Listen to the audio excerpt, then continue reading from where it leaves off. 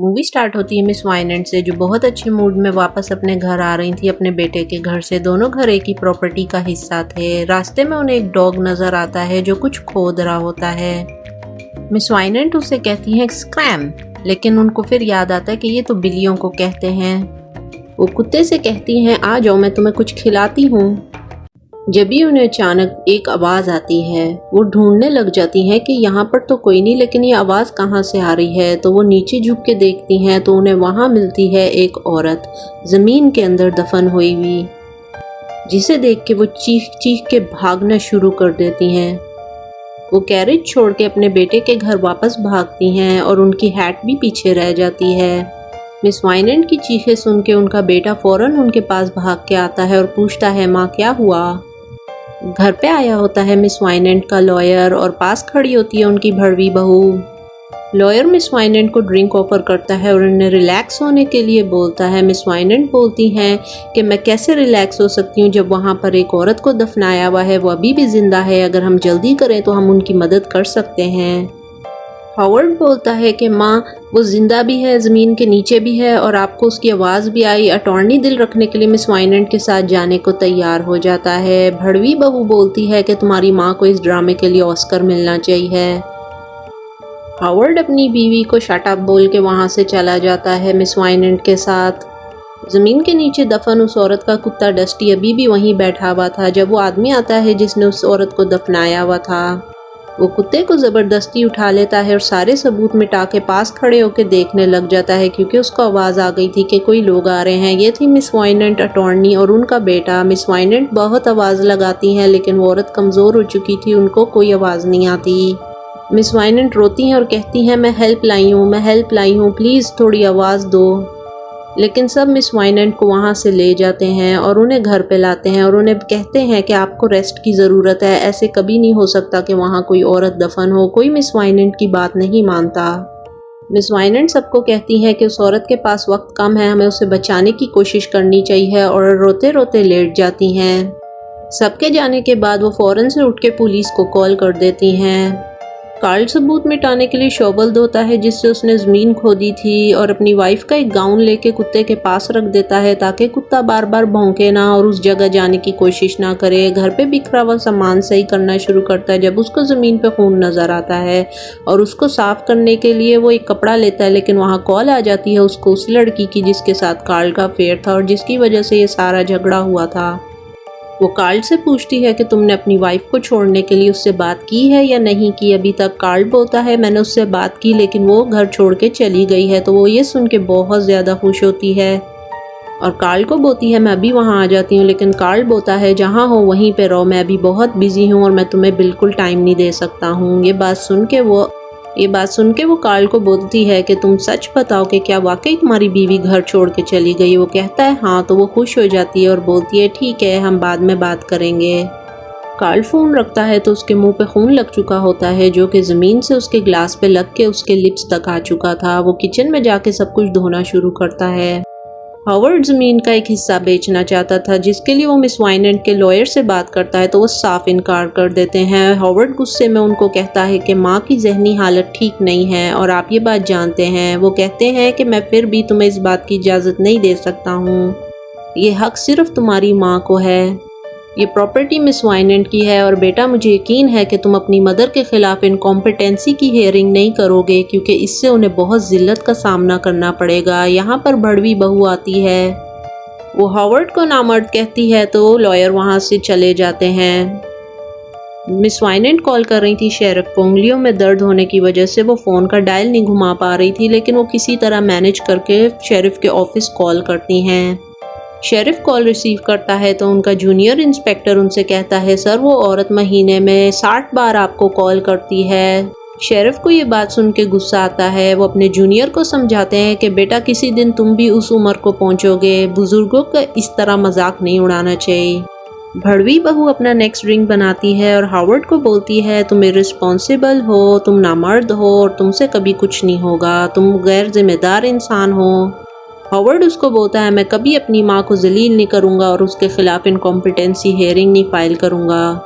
भड़वी बहू हॉवर्ड को बोलती है मैं तुमसे शादी करके फंस गया हूँ। हॉवर्ड बोलता है फिर शादी क्यों की थी।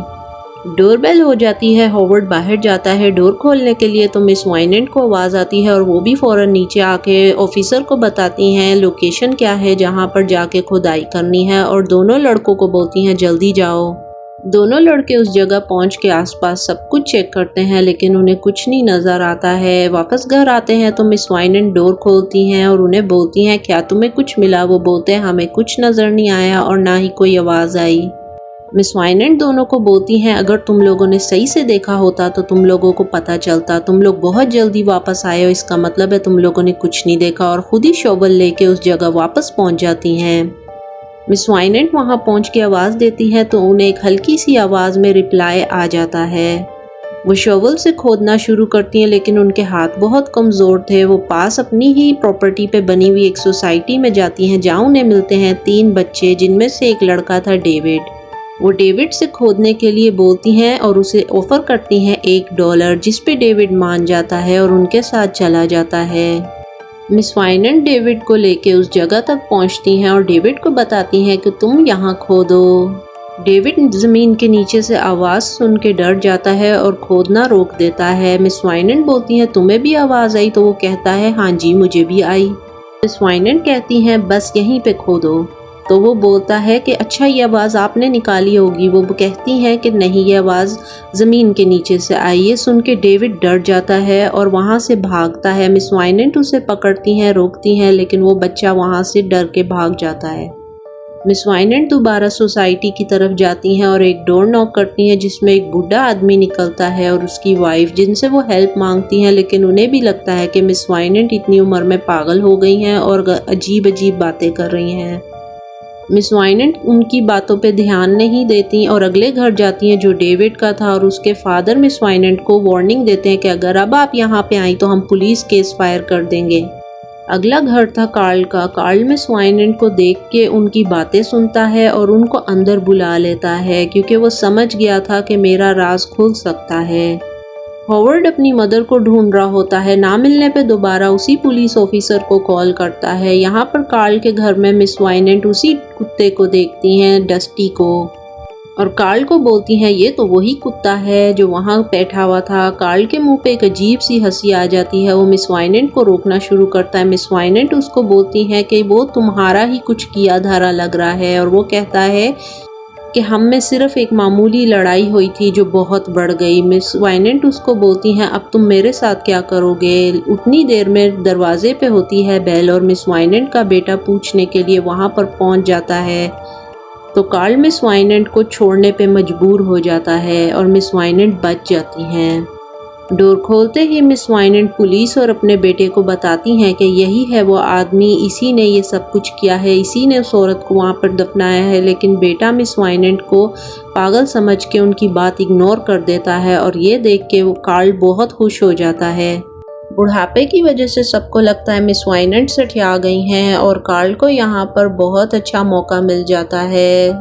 हॉवर्ड कार्ल को सॉरी बोल के मिस वाइनेंट को घर लेके जाता है। घर पे डॉक्टर मिस वाइनेंट को इंजेक्शन लगाते हैं ताकि वो रेस्ट कर सकें। मिस वाइनेंट अभी भी कह रही होती हैं कि हम उसकी जान बचा सकते हैं और सो जाती हैं। भड़वी बहू हॉवर्ड को बोलती है कि डॉक्टर से बात करो और उसको समझाओ कि तुम्हारी माँ को दौरे पड़ते हैं। हॉवर्ड डॉक्टर से ये बात करता है तो डॉक्टर बोलता है कि ये कोई सीरियस कंडीशन तो नहीं है, इस उम्र में अक्सर ऐसे हो सकता है। भड़वी बहू बोलती है कि लेकिन वो बहुत बड़ी प्रॉपर्टी की मालिक हैं और वो फिट नहीं है। अगर हम आपको कोर्ट में बुलाएं गवाही देने के लिए कि वो फिट नहीं है तो क्या आप गवाही दे देंगे। डॉक्टर बोलते हैं कि मेरी कोई गवाही नहीं और वहाँ से चले जाते हैं। डॉक्टर का ये जवाब सुन के भड़वी बहू को बहुत ज़्यादा गुस्सा आता है। कार्ल घर से निकल रहा था उसी जगह के लिए जहां उसने अपनी बीवी को दफनाया है। वहां पे आ जाती है वो लड़की जिसका उसके साथ अफेयर है। उसे कहता है घर के अंदर जल्दी चलो, मैं नहीं चाहता हूं कि यहाँ बाहर कोई भी नेबर तुम्हें देख ले। घर के अंदर वो लड़की कार्ल को मसाज की ऑफर करती है लेकिन कार्ल को गुस्सा आ जाता है। वो उसका बाजू मरोड़ देता है और थोड़ी देर बाद उसे एहसास होता है कि ये मैंने क्या किया। जब तक वो बहुत नाराज़ हो जाती है और उसे कहती है कि मैं अब तुमसे कोई बात नहीं करूँगी। वहाँ से जाने लगती है तो कार्ल उसे गाड़ी में बिठाता और बोलता है मैं खुद तुम्हें कॉल करूँगा तो ही आना प्लीज़। उसको भेज के कार्ल अपनी शोवल उठा के उसी जगह जाने लगता है। सीन शिफ्ट होता है, भड़वी बहू कोट पहन के कहीं जा रही थी। हॉवर्ड उसे रोकता है तो वो बताती है कि मैंने अपने लॉयर से बात कर ली है, तुम्हारी माँ एक पागल है और आज हम ये देख चुके हैं। ये बात मैं कोर्ट में साबित कर सकती हूँ बहुत आराम से। इनकॉम्पिटेंसी की हियरिंग एक बहू भी फाइल कर सकती है, ये बात मुझे मेरे लॉयर ने बताई है। मैं तुमसे डिवोर्स भी लूँगी और केस भी बहुत आराम से जीत जाऊँगी। यहाँ हमें पता चलता है कि ना सिर्फ भड़वी है बल्कि बहुत लालची भी है। मिस वाइनेंट को होश आ जाती है, उनका बेटा उन्हें देखने आता है तो वो दोबारा सोने का नाटक करती हैं। बेटे के जाने के बाद वो बड़ी चालाकी से उठ जाती हैं, अपनी चादर लेती हैं। चादर लेके वो बहुत आहिस्ता आहिस्ता गेट तक आती हैं। वो अपने गार्डन तक जाती हैं, वहाँ से एक छोटा सा टूल उठाती हैं जिससे वो मिट्टी खोद सकें और उसी जगह जाना शुरू करती हैं जहाँ पर वो बेचारी औरत अभी तक दफन है। गार्डन हाउस से मिस वाइनेंट को एक टॉर्च मिलती है जिसे वो अपने साथ उठा लेती हैं। वो पैदल चलना शुरू करती हैं और उस जगह तक पहुंच जाती हैं। अब वहां काफ़ी मिट्टी ऊपर तक आ चुकी थी लेकिन वो परेशान नहीं होती हैं। कार्ल उन्हें मारना चाह रहा था जब वो खोद रही थीं, लेकिन अचानक ही मिट्टी से एक हाथ निकलता है जो उन्हें पकड़ लेता है। ये देख के उनकी चीखें निकल जाती हैं और वो बेचारी औरत हिम्मत करके ज़मीन से बाहर आती है। कार्ल खुद उसकी हालत देख के काफ़ी डर गया था। मिस वाइनेंट का बेटा भागता आता है और हैरान हो जाता है। हॉवर्ड पुलिस को साथ लेके आया था। शेरिफ मिस वाइनेंट का बहुत ज़्यादा शुक्रिया अदा करते हैं। मिस वाइनेंट बहुत खुश थी कि उन्होंने एक इंसान को बचा लिया। शेरिफ मिस वाइनेंट को घर तक लिफ्ट देने के लिए ऑफ़र करता है जिसे मिस वाइनेंट हैप्पीली एक्सेप्ट कर लेती हैं और शेरिफ के साथ गाड़ी में बैठ के अपने घर तक जा रही होती हैं। यहाँ हॉवर्ड के पास आती है भड़वी बहू और वो हॉवर्ड से बोलती है ये रेडियो पे क्या खबर आ रही थी। वो भड़वी बहू को बोलता है ये तुम्हारी तबाही की खबर थी, अब तुम्हारे पास कुछ भी नहीं बचा। मिस वाइनेंट ने अपने आप को भी बचा लिया था, अपने बेटे को भी और अपनी प्रॉपर्टी को भी।